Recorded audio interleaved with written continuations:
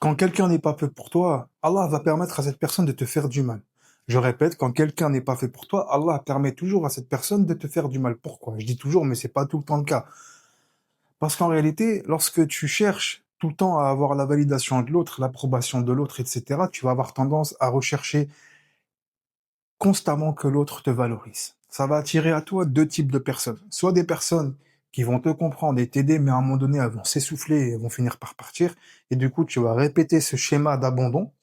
Ou alors, c'est des personnes qui vont te manipuler, qui vont se moquer de toi, etc., uniquement pour que aujourd'hui cette personne-là puisse obtenir tout de toi. Et c'est le cas de nombreuses personnes que j'ai accompagnées.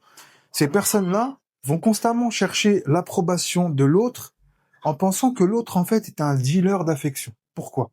Parce que, tout simplement, lorsque, aujourd'hui, tu cherches la validation, dans ta tête, dans ton inconscient, l'autre est un dealer. C'est comme l'histoire du dealer et du drogué. Toi, tu vas demander de ta drogue, qui est la dépendance affective, qui est l'affection, pardon, le besoin d'approbation, l'amour, etc. Et des fois, en fait, c'est le truc, c'est que c'est pas suffisant. Donc, qu'est-ce que tu vas faire?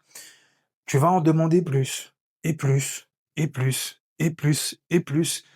Et à un moment donné, comme je t'ai dit, soit tu as des personnes qui vont s'essouffler, ils vont en avoir marre et elles vont partir, et c'est tout à fait normal, il faut comprendre l'autre.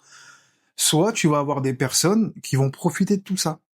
Donc maintenant, comment on fait concrètement pour se libérer de tout ça? En fait, c'est clair. La réponse à la question, elle est claire, mais elle demande un travail sur soi.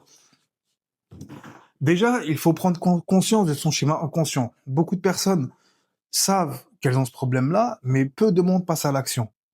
Et tout ça par peur justement de resubir ou de ressentir ou de souffrir littéralement de la blessure qu'elles avaient dans le passé. Ça veut dire quoi?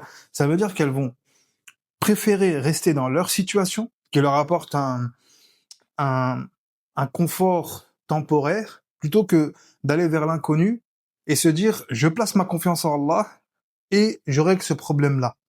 Tu vois? Et quand tu passes de je place ma confiance en Allah et je règle ce problème-là, bizarrement, quand tu traverses ta peur, la peur fait en sorte de te bloquer. Mais une fois que tu as dépassé cela et tu avances malgré la peur, tu vas voir que tu vas te libérer plus rapidement que prévu. Pourquoi? Il y a un verset où Allah dit qu'Allah ne change pas l'état d'un peuple tant qu'il ne change pas ce qu'il y a en eux-mêmes. Aujourd'hui, il faut que tu prennes conscience que pour que tu changes, pour qu'Allah t'aide si tu veux, il faut que toi-même tu aies l'intention de changer, mais surtout que tu passes à l'action. Quand tu vas passer à l'action, tu vas recevoir une aide divine. Alhamdulillah, on est des musulmans et Allah nous aide. Ok? Et quand tu fais ça, tu vas te réveiller un matin, et ça m'est arrivé, et tu vas te rendre compte que tu n'auras plus besoin de la validation, plus besoin de l'approbation, plus besoin de l'amour de l'autre. Ça ne veut pas dire que tu ne vas plus aimer. Attention à ne pas tomber dans l'indépendance affective, qui est une forme de rejet. En fait, tu vas te rejeter uniquement pour que l'autre, pour ne pas subir des relations et pour que justement tu fuis les relations pour ne pas être abandonné au final. Donc ça revient au même. C'est juste que c'est le contraire.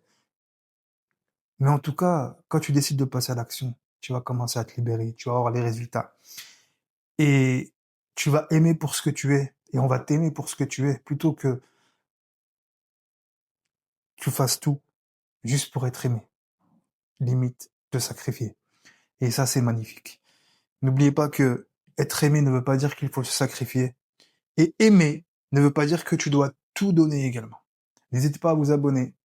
Au moment où je vous fais cette vidéo, on est à 91 000 abonnés sur TikTok, 3700 si je me trompe pas sur Instagram, et je crois que là on est 800.